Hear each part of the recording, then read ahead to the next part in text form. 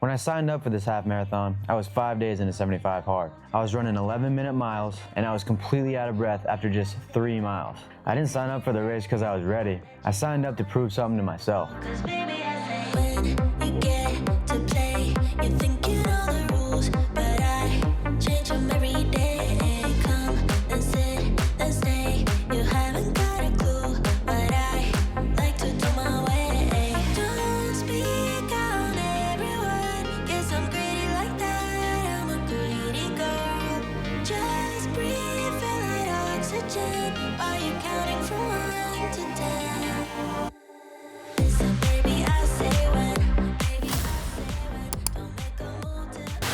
All right, just got back from the run. It was definitely harder than even I was expecting, but we got it done. I pretty much hit all the paces. I'll put the run up on the screen to show you guys. I'm not sure how accurately I ran it. I'm actually super frustrated.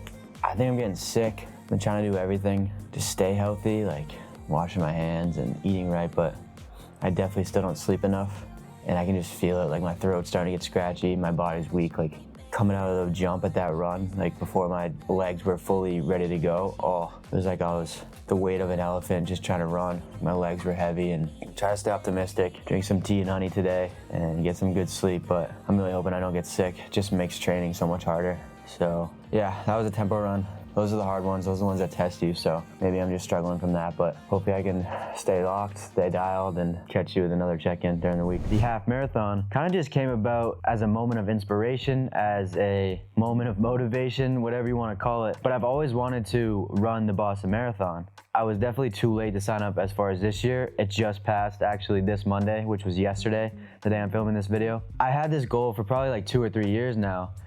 And I just kept like training for 3 to 4 months and giving up because I didn't really like running and never was consistent. So that was when I signed up for this race. It's a half marathon in Boston. It's called the Boston's Run to Remember. I'm about 5 weeks out, and that's when I'm gonna start these weekly update series. I'm probably gonna film 1 a week and just kind of post what I'm training, how training went, you know, the thought process, and just how everything's going. So this is 5 weeks out of my first half marathon. Now, to give some context, leading into this race, the longest I've ever ran was a 5K, maybe even less. I think it was only like a 2.2 mile race that I ran before this.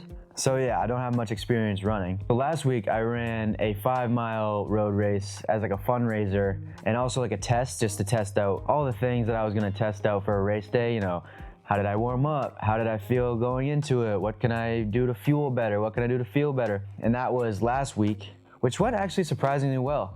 I did very good. I have to check what my time was. Let me get that for you. I ran the Team Hoyt taper race, 5 miles. I did it in about 36:55. It says on Strava it was 36:58.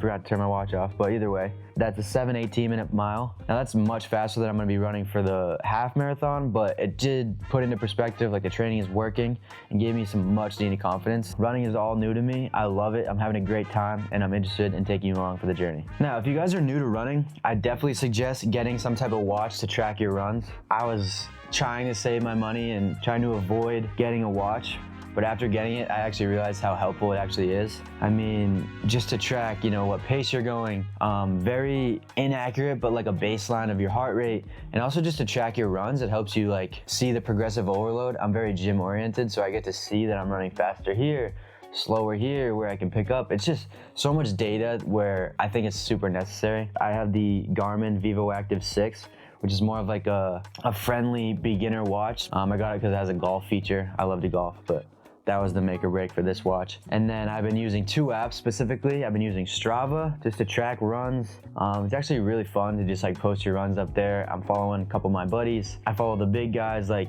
Luke Hopkins and Dan Churchill.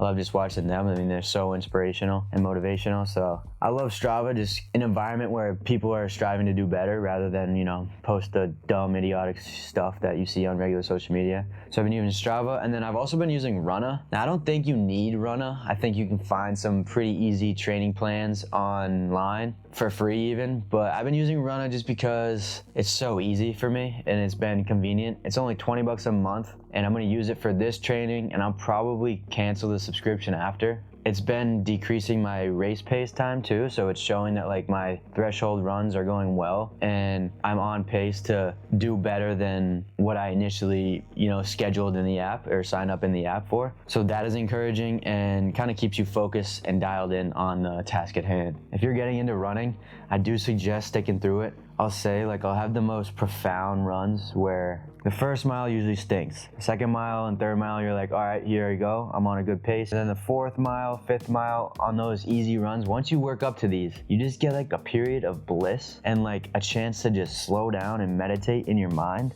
Like you're just running, so really all you're thinking about is breathing. But this time and space away from phones, away from social media, away from even just other people like distracting you with their voices, it gives you this moment of like peace and then also just time to process some thoughts in your head. You'll have these pressing thoughts, these stresses, these anxieties that'll be bothering you. I mean, you won't solve the process or you won't solve the problem in your head, but you'll be able to process it, think through it, and let it go and keep on running, just focusing on your breathing. And it's actually helped me so much with my mental health. I can go into my mental health struggles in other videos. I have actually a lot to talk about on that topic. But as far as just first video on getting into running 5 weeks out from a half marathon, when I've never ran more than a 3-mile race. I mean, the 5-mile race recently, but before that, a 3-mile race. It's just, it's incredible how much some light exercise and time away from a phone can do for the mental state. Okay, now the last thing I want to talk about was my training. My training's very basic. Like I said, I've been using Runna. I'm going to try to show some graphics of my runs and stuff, but I've watched countless YouTube videos and this is everything that I've learned. At the start, you want to run around 3 runs per week. Now, you can adjust this in any way you see fit, but I think 3 was a gold number when I first started. Kept me in it, also pushed me enough to keep pushing. You want 1 easy run. This is, very low mileage and you're able to breathe and speak freely pretty much the whole run. If you're running 11 minutes or 12-minute miles, that's perfectly fine. I promise you, your pace will increase. Just stick with running easy, stick with running slow. This is just getting your legs under you. And then for the second run, you want to have like a threshold or an interval run. This is a run where you're going to be getting your heart rate up. So with this at the start, I suggest some faster pace run walking. And then the last version of a run is the long run. At the start, push yourself to see what you can do. You want this at an easy conversational pace.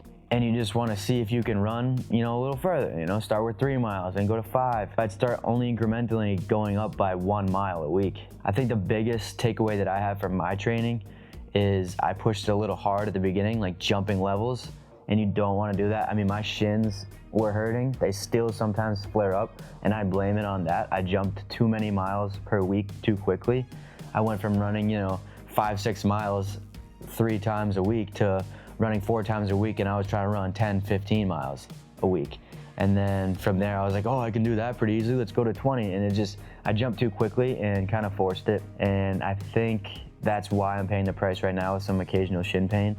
So definitely take your time, gradually increase. Now, as far as my training right now, I'm running 4 times a week. It is 2 easy runs, 1 threshold run, and then on Saturday, I run a long run.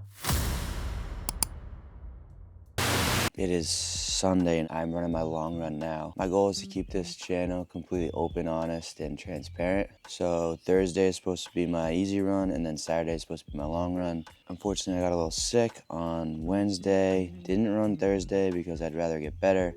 And then Thursday night, I went to a Red Sox game and got a little carried away with the adult beverages, we'll say. Kind of just ruined my whole Friday. I have a run today, and then I'm going to golf after that. So yeah, today I got 11 miles. Hope that goes smoothly and well. Obviously, I'm behind on my runs this week, but I'm less concerned with missing the easy run than I would be my long run or my threshold run.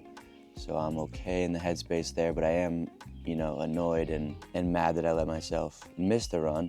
Being said, life is gonna throw obstacles at you. You gotta be able to adapt and overcome. So just gonna take everything as it comes and we're gonna get after this run today. Also, I noticed when I was starting to edit the beginning of this video that I was having some audio issues. Like there was a constant buzzing in this microphone. This is a new microphone I just got. I'm kind of hoping you guys can hear the outdoors and the birds and stuff, but either way, I'm gonna get after this run. I'll check back in after and then we'll put a wrap on this video.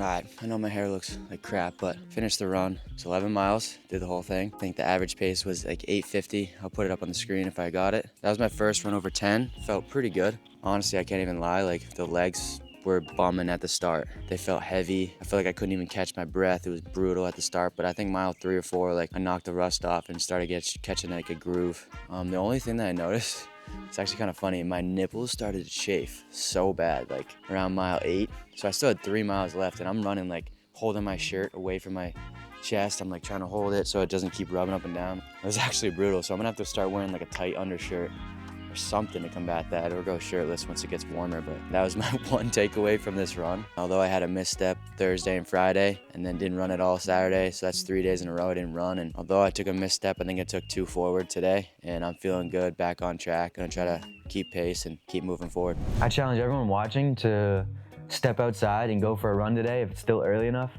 And if it's nighttime, then to make a plan to run tomorrow, even if it's just, a quarter of a mile to the end of your street.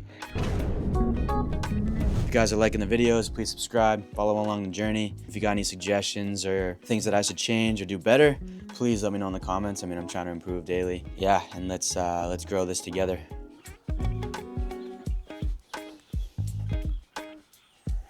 Nah, terrible angle.